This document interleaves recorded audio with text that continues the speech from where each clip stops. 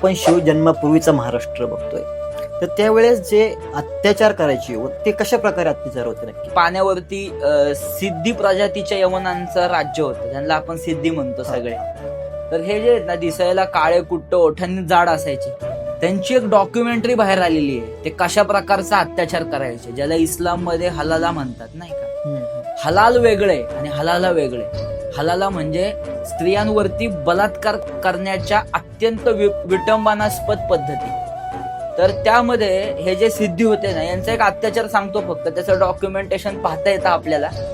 स्त्रियांच्या ओठांवरती दाबिनेनी टाके टाकायचे आणि मग त्या स्त्रियांना भोगायचे आणि प्रचंड अत्याचार करायचे. ती स्त्री गुलाम म्हणून विकल्या जायची. हा एक अत्याचार सांगितलाय फक्त मी तुम्हाला. ॲबे कॅरे आला होता.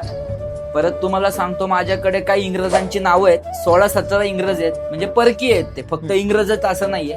इंग्रज म्हणलं ब्रिटिश होतात. तर त्या परकीयांनी लिहिलेलं आहे की हिंदूंच्या रक्तानी रस्ते लाल झालेले आम्ही बघितले. आता रक्तानी रस्ते लाल होणे म्हणजे किती कत्तल केले असेल.